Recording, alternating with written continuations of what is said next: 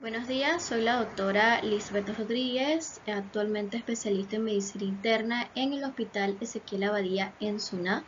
Para mí es un gusto estar la mañana de hoy compartiendo con ustedes un poco sobre el síndrome botrópico, actualmente un problema de salud pública a nivel mundial. Dentro de los objetivos de la charla vamos a tocar parte de la epidemiología, características de la familia Viperidae, concepto de envenenamiento botrópico, mecanismos de acción del veneno y su fisiopatología, características clínicas y grados de envenenamiento, el diagnóstico del síndrome botrópico, su terapéutica, algunos tópicos sobre la enfermedad del suero y las estrategias de la OMS para la prevención de este problema. En cuanto a la epidemiología a nivel mundial, el envenenamiento por mordedura de serpiente es potencialmente mortal y se ha estimado cerca de 5.4 millones de personas al año sufren accidentes ofídicos, cerca de 2.7 millones de ellas presentan envenenamiento y alrededor de 81.000 a 138 mueren al año posterior a la mordedura de ofidio en caso de envenenamientos severos. El envenenamiento por mordedura de serpiente es un problema importante de salud pública en el mundo en desarrollo. Es una causa importante de morbimortalidad, especialmente en las áreas empobrecidas del trópico y del subtrópico, principalmente en África subsahariana, en el sudeste asiático, en Papúa Nueva Guinea y en América Latina. En América Latina se ha establecido que cerca de 137.000 a 150.000 personas por año cursan con envenenamiento por ofidio y cerca de 3.400 a 5.000 mueren cada año. En cuanto a la distribución geográfica de la Botrops, esta tiene un rango que abarca desde el sur de México a través de Centroamérica, en Guatemala, Honduras, Nicaragua, Costa Rica, Panamá, llegando a Suramérica en Colombia, Ecuador y Venezuela. El síndrome botrópico en Panamá registra una incidencia de 1.300 a 1.800 casos por año. El accidente ofídico en Panamá afecta principalmente a trabajadores agrícolas, predominantemente varones adultos, a mujeres y niños residentes en zonas rurales. Respecto al grupo etario, el grupo de edad más afectado son las personas entre 20 a 44 años, que representan el 44%, seguido de los adolescentes de 10 a 19 años, que representan el 23%, y los niños menores de 9 años, que representan un 18%.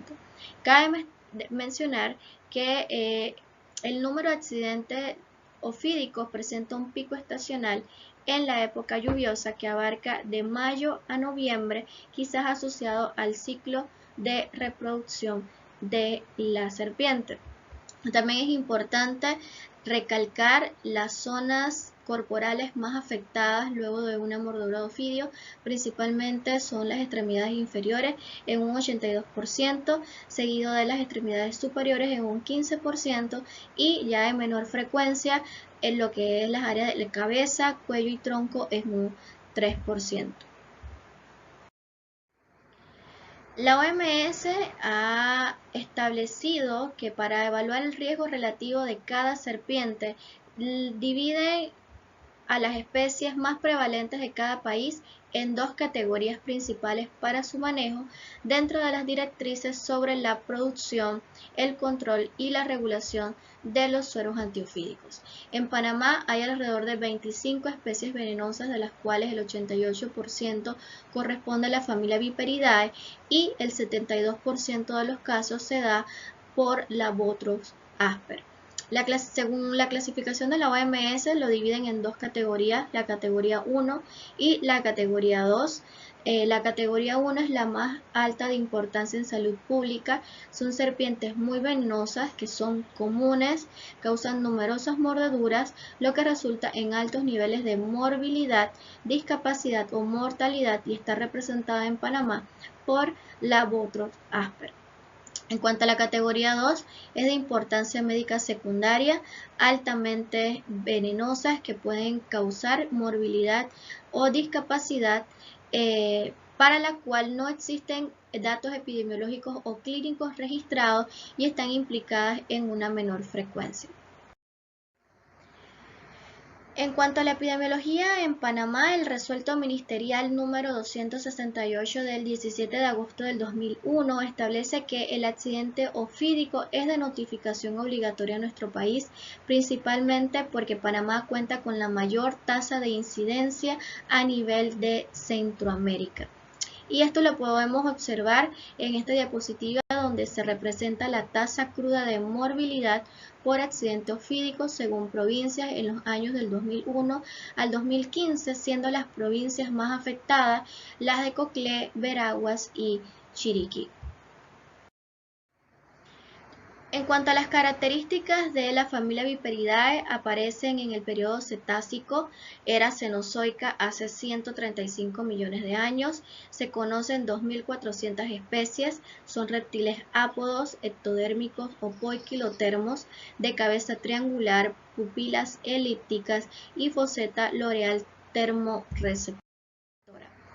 De acuerdo a la foseta termorreceptora, se clasifican en dos grupos: las que no cuentan con una foseta termorreceptora, que básicamente serían las serpientes no venenosas, y las serpientes que cursan con foseta termorreceptora. Estas se dividen en tres grupos: las que cuentan con un aparato venunífero desarrollado y cola lisa, que están representados por el género Bothrops; las que cuentan con una cola con escamas erizadas, que están representadas por el género Lachesis; y las que cuentan con extremos con cola de cascabel, representadas por el género Crotalus. Estas representan las serpientes venenosas. El concepto de envenenamiento ofídico es una condición prevalente relacionada con actividades de campo en regiones tropicales producidos por serpientes de los géneros Bothrops, Bothriopsis, Bothriochis y Bothrophia. En Perú se ha establecido que más del 95% de los accidentes son causados por serpientes de estos géneros, y el cuadro clínico después de 1 a 3 horas de la mordedura se va a caracterizar por dolor intenso, eritema firme que aumenta progresivamente y que se acompaña de esquimosis o sangrado espontáneo. En casos de envenenamiento más severos pueden cursar también con síntomas sistémicos. En cuanto a la misma fisiopatología, tenemos que tomar en cuenta la evolución del veneno como un rasgo adaptativo trófico, que es una mezcla de proteínas de complejidad variable, y que la identificación de las bases moleculares han servido para la creación o la elaboración de los sueros antiofídicos. El mecanismo de acción mediante el cual la serpiente inocula el veneno es un sistema de administración especializado que cuenta con un músculo compresor, una glándula venenosa y un ducto venenoso, en el cual ellas inoculan el veneno a través del colmillo, y está formado por toxinas que ejercen efectos locales y sistémicos. Las mismas características del veneno: es una secreción viscosa de color amarillo o puede ser incoloro, está formado por enzimas, proteínas y polipéptidos no enzimáticos que sirven para iniciar la digestión de los tejidos de la presa. Está formado por más de 50 sustancias que incluyen miotoxinas, fosfolipasas A2, hemorraginas, proteasas y inhibidores de las enzimas convertidoras de angiotensina, calicreína, metaloproteinasas que interfieren con la cascada de la coagulación. El daño tisular local está representado por la mionecrosis, producto de la acción de las fosfolipasas A2 miotóxicas, que se encuentran entre un 29 y 45% en el veneno de las serpientes de la familia Viperidae. Estas van a alterar la integridad de la membrana plasmática, causar ruptura plasmática, hidrólisis y posterior daño sarcoplasmático. Las metaloproteinasas son otras proteínas que se encuentran en el veneno de las serpientes, las cuales hidrolizan la membrana basal de los capilares, causan ruptura de la pared capilar llevando a la extravasación, daño microvascular con interrupción de las adherencias de células endoteliales y se han descrito alrededor de 4 metaloproteinasas. La metaloproteinasa 1, que es la metaloproteinasa ligada a átomos de zinc. La metaloproteinasa 2 está formada por metaloproteinasa y desintegrina. La 3, que es la metaloproteinasa de zinc, predominante en las especies juveniles, también formadas por desintegrina, cisteína de una cadena de polipéptidos, y la metaloproteinasa 4, que es un heterodímero de metaloproteinasa 3 y dominio tipo leptina. En cuanto a la misma fisiopatología de por qué el veneno causa hemorragia, está explicado por la presencia de las metaloproteinasas tanto 1 como 3. En cuanto a las metaloproteinasas 1, estas no van orientadas a los microvasos, por ende no afectan la agregación plaquetaria y son las responsables de una hemorragia local débil sin datos de hemorragia sistémica. En cuanto a las metaloproteinasas 3, sí van dirigidas hacia los microvasos, inhiben la agregación plaquetaria y son las responsables de la hemorragia local fuerte y la hemorragia sistémica. Además de las metaloproteinasas 1 y 3, hay otras metaloproteinasas o otras proteínas que están presentes en el veneno, como la asparcetina, el asperado, la vasparina A y la botrasperina, que en conjunto contribuyen a disminuir la agregación plaquetaria, a la aparición de trombocitopenia y por ende entonces a que el paciente curse con un sangrado sistémico. Los componentes del veneno que afectan la hemostasia, principalmente disminuyendo la fibrina y las metaloproteinasas hemorrágicas, van a condicionar la aparición de hemorragia local y sistémica. Por otro lado, la fosfolipasa 2 y las serinas proteinasas son mediadores endógenos de la inflamación, que van a condicionar entonces la aparición de efectos locales y sistémicos productos del aumento de la permeabilidad vascular. Entonces, los datos de hemorragia local y sistémico junto con el aumento de la permeabilidad capilar vascular va a llevar a que el paciente desarrolle hipovolemia e hipotensión y posteriormente, de acuerdo al grado del envenenamiento, puede cursar con un shock cardiovascular. Las características clínicas del envenenamiento están representadas básicamente por la hemorragia, debido a las paredes dañadas de los vasos sanguíneos, además del consumo de los factores de coagulación y las plaquetas degradadas. También hay fuga de capilares por todo el cuerpo causado por los efectos directos e indirectos de las toxinas, daño tisular local incluyendo hinchazón, edema y necrosis debido a los efectos destructivos de algunos venenos de serpientes y secundario a los efectos sobre el suministro de sangre, y además también la toxina puede causar efectos sobre el equilibrio mineral, causando bajos niveles de sodio en los pacientes con envenenamiento. Las características clínicas se pueden dividir en dos grandes grupos, los efectos locales y los efectos sistémicos. En cuanto a los efectos locales, la principal manifestación clínica es el edema, que se da en el 95% de los casos. Es el signo clásico de envenenamiento local. Es detectable cerca de los 5 minutos después de que el paciente ha sido mordido. En cuanto a la hemorragia local, se da en el 34% de los casos, evidente por el sangrado y la esquimosis, y se presenta entre los 5 a 30 minutos después de que ha ocurrido el accidente ofídico. En cuanto a la dermonecrosis y la mionecrosis, se presenta en un 10% y aparece solamente de 6 a 8 horas después de que el paciente es mordido. En cuanto a los síntomas sistémicos, está la desfibrilación. En el 60 al 70% de los casos es el signo clásico de envenenamiento sistémico. Ocurre usualmente entre 30 a 60 minutos después de ocurrida la mordedura. El sangrado sistémico, que se da en el 25 al 30%, principalmente se va a presentar como gingivorragia y hematuria. La trombocitopenia, que puede aparecer en un 15 o un 30% de los pacientes, y la hipotensión, que puede aparecer también en un 10 a un 14% de los pacientes. La clasificación de la severidad es importante conocerla porque de acuerdo a la severidad del envenenamiento, así se va a proceder a manejar el mismo. Entonces debemos estar claros si el paciente cursa o no cursa con datos de envenenamiento. Entonces, si hay dolor leve, ausencia de hemorragia y de edema, el paciente no cursa con un envenenamiento, además de que hay ausencia de síntomas sistémicos. Si se trata de un envenenamiento leve, el paciente puede cursar con edema de 1 a 2 segmentos, aumento del perímetro de menos de 4 centímetros, esquimosis, hemorragia escasa en el sitio de la mordedura y casualmente no hay ampollas ni necrosis y tampoco hay datos de síntomas sistémicos.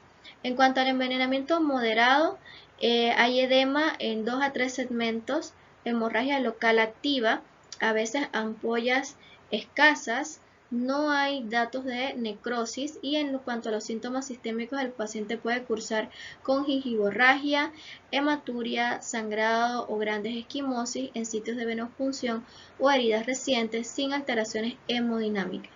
En cuanto al envenenamiento grave, va a haber edema en toda la extremidad, se extiende al tronco, hemorragia local activa, abundantes ampollas, datos de necrosis superficial y profunda o datos de síndrome compartimental. Algunos autores catalogan como grave las mordeduras que ocurren en cabeza, cuello, tórax y genitales. De la misma manera que toda mordedura por una Botrox, Asper, adulta de más de 1 metro en las primeras 2 horas debe ser tratada como un envenenamiento grave o severo. Sin embargo, si el mismo paciente que ha sido mordido por una Botrox adulta acude 6 horas después y solamente se evidencian datos de envenenamiento leve, debe ser manejado como tal. Y en cuanto a los síntomas sistémicos, el paciente puede cursar hipotensión, choque, síndrome hemorrágico múltiple, coagulación intravascular diseminada, hemorragia del sistema nervioso central, datos de insuficiencia renal aguda, falla multiorgánica y la sangre incoagulable.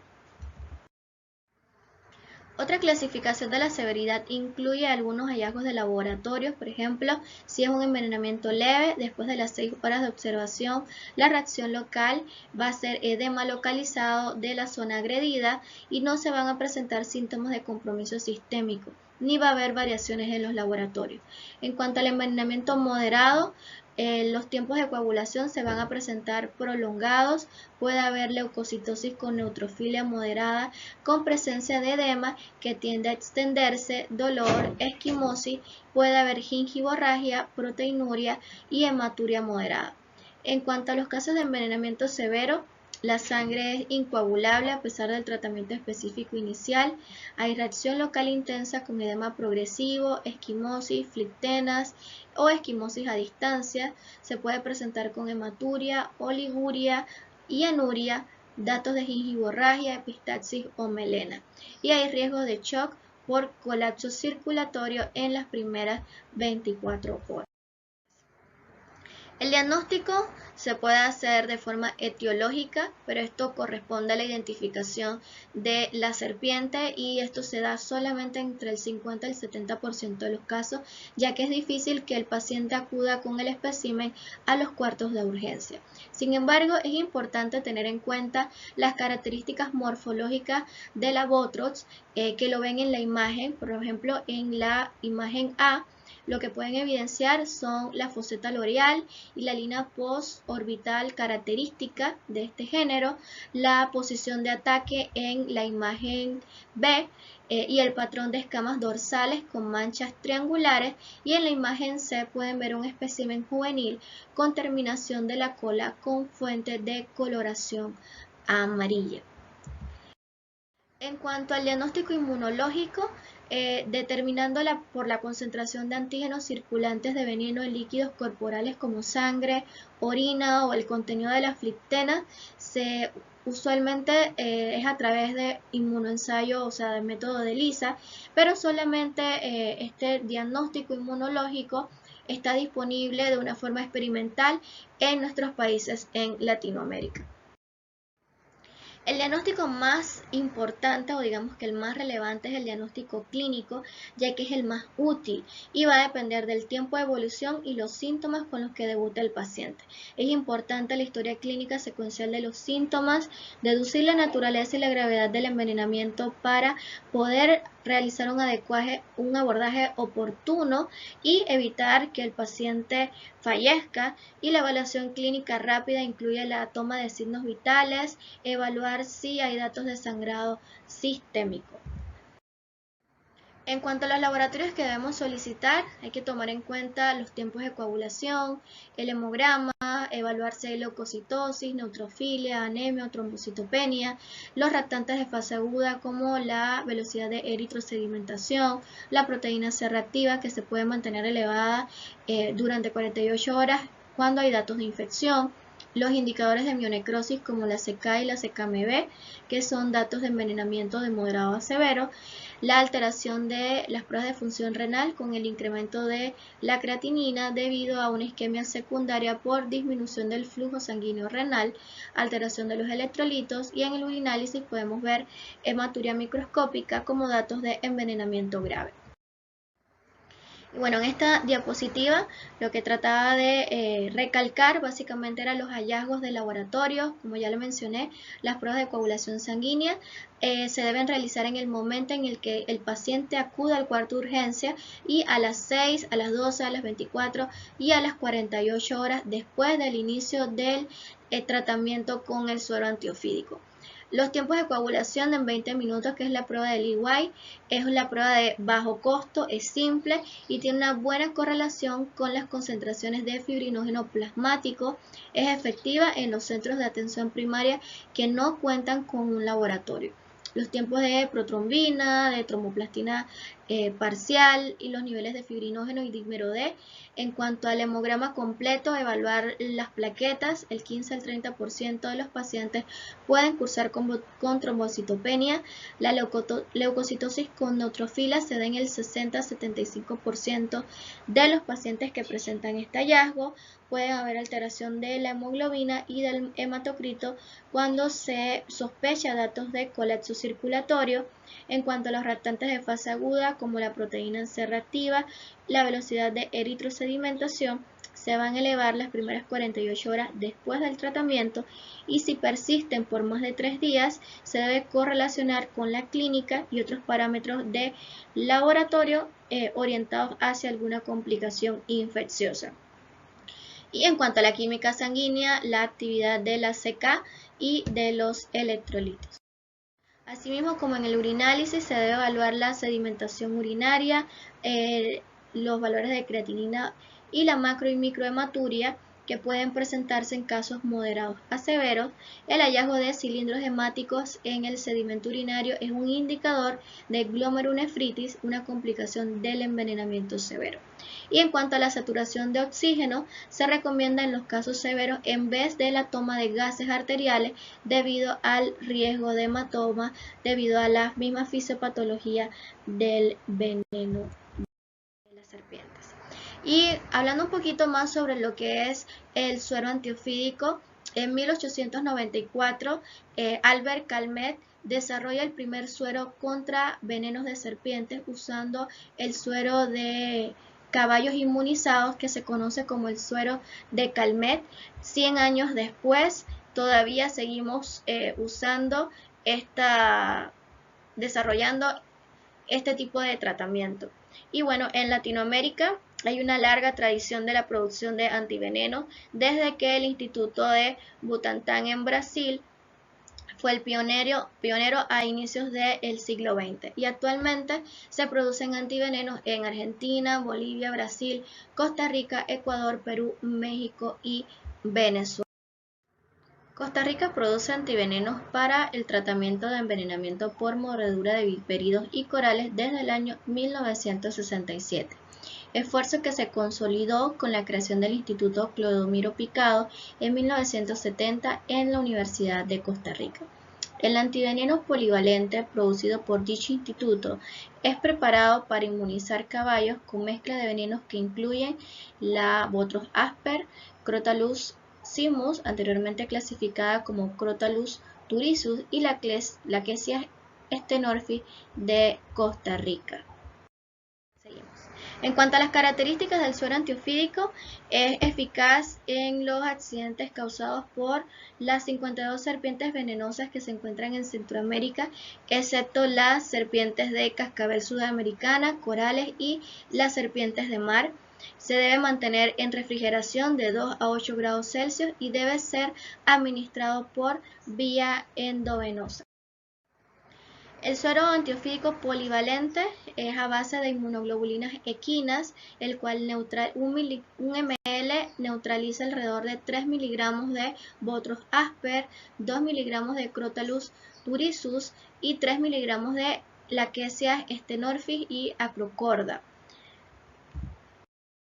Entonces, de acuerdo al grado de envenenamiento, asimismo va a ser el manejo del paciente. Si hay ausencia de envenenamiento, lo que se realiza es vigilar, no requiere tratamiento inicial con suero antiofídico polivalente. Si es un envenenamiento leve con efectos locales, edema, dolor, pero no presenta datos sistémicos, es decir, que se deben neutralizar no menos de 100 miligramos, por ende, entonces se administran 5 viales de suero antiofídico polivalente. En el envenenamiento moderado, cuando ya hay efectos locales y efectos sistémicos, pero no muy severos como datos de coagulopatía o hipotensión leve, se deben administrar 10 viales de suero antiofídico polivalente, y en el envenenamiento severo con efectos locales prominentes, efectos sistémicos importantes como coagulopatía, sangrado sistémico, hipotensión y alteraciones renales, se deben administrar alrededor de 15 viales de suero antiofídico polivalente. Y se ha establecido que sin un tratamiento específico, la tasa de mortalidad debido al envenenamiento es de un 7%, pero con la administración del suero antiofídico, esta mortalidad se reduce a 0.5%. En cuanto al manejo hospitalario, lo que se debe realizar es, una vez el paciente acuda al cuarto de urgencia, canalizar una vía venosa, diluir el suero según la severidad en 500 ml de solución salina si es un adulto y 200 ml si se trata de niños, para evitar la sobrecarga de fluidos, e iniciar la infusión a goteo lento. Si no hay una reacción en 15 minutos, se procede a incrementar el flujo de manera que la totalidad del suero se pase en 1 hora, y si se produce una reacción adversa como urticaria, hipotensión, entre otros, se suspende inmediatamente la sueroterapia y se administran antihistamínicos intravenosos y una solución de adrenalina de 1 en 1000 por vía subcutánea. Una vez controlada la reacción, se reinicia la administración del suero. Entonces, ¿en qué condiciones debemos aplicar más suero antiofídico? Las dosis adicionales de suero antiofídico de 5 a 10 frascos se dan a las 10 horas si el sangrado no cesa, o a las 12 o 24 horas de recurrencia del sangrado se pueden administrar 5 viales más adicionales de suero antiofídico. Sin embargo, estas son situaciones poco habituales.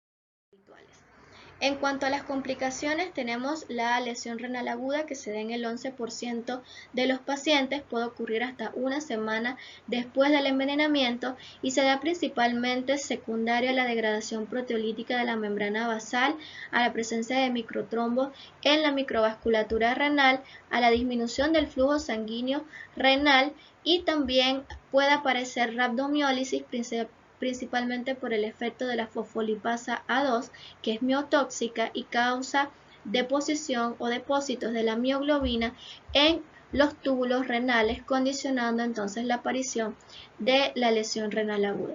En cuanto a las infecciones, se da en un 10% y estas van desde una celulitis hasta una fasciitis necrotizante.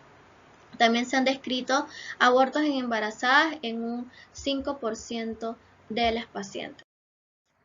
En cuanto al síndrome compartimental, se puede dar de 0.5 a 3% de los pacientes. El signo clínico más importante es la pérdida de la propiocepción, debido a que el edema y la disminución de pulso y el dolor están presentes en todos los pacientes con envenenamiento por mordedura de Botrux. En cuanto a los pacientes que fallecen o a la mortalidad, se da en un 5%, siendo la principal causa la hemorragia del sistema nervioso central, en un 2 a 3%. Esto constituye una complicación, la complicación sistémica más seria del envenenamiento y puede ser una hemorragia intracerebral, intraventricular, intramedular, subaranoidea, cerebelar, subdural o extradural, y puede ocurrir de forma espontánea o a causa de un trauma cefálico después de la mordedura.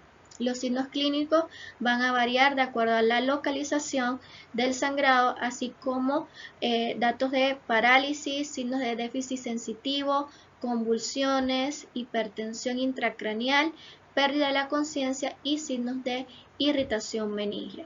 Y bueno, en cuanto a la enfermedad del suero, se presenta entre el día 7 y el día 21, luego de la administración o la exposición al suero antiofídico, y es una reacción de hipersensibilidad tipo 3. Entonces, el suero antiofídico es un producto parcialmente purificado del suero de caballos y puede desencadenar reacciones agudas como urticaria, broncoespasmo e hipotensión, llegando incluso hasta la muerte por anafilaxia. La aparición de las manifestaciones clínicas se encuentra relacionada al tiempo de administración del suero, a la cantidad y al tamaño de los inmunocomplejos. En cuanto a la fisiopatología, bueno, fue descrita por primera vez en 1905, posterior al uso del suero equino antidifteria en la era preantibiótico, donde se utilizaban sueros para tratar las enfermedades. Se trata de una reacción de hipersensibilidad tipo 3, producida cuando se depositan en los vasos sanguíneos grandes cantidades de complejos inmunes circulantes, compuestos antígeno-anticuerpo. Y las características clínicas, la enfermedad del suero primaria inicia entre el día 7 y el día 21 luego de la exposición al suero antiofídico. Los síntomas incluyen fiebre, erupción cutánea, puede ser morbiliforme o urticariana en el 95% de los casos. Puede haber artralgia en el 50% de los pacientes, linfadenopatías, mialgia, además de cefalea, náuseas y vómitos, y algunas otras manifestaciones sistémicas que incluyen artritis, nefritis, neuropatías y vasculitis, y ya en los casos más severos el paciente puede cursar con glomerulonefritis, miocarditis y necrosis hemorrágica. En cuanto al diagnóstico, se va a establecer por el tiempo de aparición de los síntomas, las manifestaciones clínicas y ausencia de otras causas inmunológicas o infecciosas. Las pruebas de laboratorio pueden mostrar leucopenia o leve leucocitosis, elevación de la velocidad de sedimentación globular, niveles de complementos bajos, y los niveles de el complemento 3 activado es una anafilatoxina que induce entonces lesiones urticarianas y se va a encontrar elevado. En cuanto al manejo, en la fase aguda, si los síntomas son leves, se puede tratar con antihistamínicos. Si existe artralgia o artritis, se puede tratar con AINES o antiinflamatorios no esteroideos. Y si los síntomas son severos, ya sea significativos locales o datos sistémicos, se pueden utilizar corticoides y se ha establecido que responde de forma adecuada a la utilización de prednisona. ¿Qué no hacer ante una mordedura de ofidio? Bueno, no debemos aplicar ligaduras ni torniquetes en el brazo o la pierna lesionada. No se debe dar dar al herido bebidas alcohólicas ni remedios caseros. No se debe quemar la herida, no cortar la herida, no se debe hacer succiones con la boca y no se deben aplicar desinfectantes. Y bueno, ya casi para terminar, en cuanto a las estrategias de prevención de la OMS, la OMS ha establecido que para el 2030 busca reducir el 50% de los envenenamientos por mordedura de ofidio, y para esto ha establecido estrategias para ser implementadas cada cierto tiempo para lograr esta finalidad. Entonces se han establecido ciertas estrategias como autorizar y participar de las comunidades, o sea, mejorar la participación de las comunidades, asegurar el componente y el compromiso de participación efectiva de la comunidad, garantizar la atención prehospitalaria y un transporte ambulatorio eficaz. También se busca acelerar el desarrollo de los tratamientos prehospitalarios y comprender los factores socioculturales y económicos que afectan los resultados. También se busca establecer un tratamiento eficaz mediante el control y la regulación de los antivenenos, preclasificar los antivenenos, mejorar la toma de decisiones clínicas, el tratamiento y la recuperación y rehabilitación de los pacientes que cursan con mordeduras de ofidio. Además de otra estrategia es fortalecer los sistemas de salud, fortaleciendo los servicios de salud comunitaria, mejorando la infraestructura, los servicios y las instalaciones de salud, mejorar el seguimiento y la vigilancia de la carga de morbilidad y facilitar la investigación sobre la ecología, la epidemiología y los resultados clínicos y terapéuticos del envenenamiento por mordedura de serpiente. Y por último, la última estrategia que buscan implementar es incrementar las asociaciones, la coordinación y los recursos para apoyar el liderazgo y la gobernanza en las comunidades, promover la promoción, la comunicación eficaz y la participación productiva de la comunidad y establecer casos de inversión sólidos y sostenibles. Toda esta estrategia todas las estrategias que quiere implementar la OMS llevan un costo del programa hasta el 2030 de alrededor de 136 millones de dólares. Sin embargo, los costos en salud que acarrean el envenenamiento por mordedura de ofidio probablemente son mucho mayores que lo que se quiere invertir para reducir este importante problema de salud pública.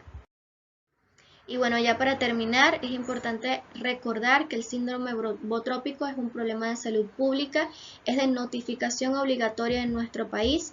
Las manifestaciones clínicas pueden ser locales y sistémicas. La principal herramienta diagnóstica es la evaluación clínica y el manejo está centrado en identificar el grado de envenenamiento y la administración oportuna del suero antiefídico. Y bueno, sin más, nunca consideres el estudio como una obligación, sino como una oportunidad para penetrar en el bello y maravilloso mundo del saber. Albert Einstein, muchísimas gracias.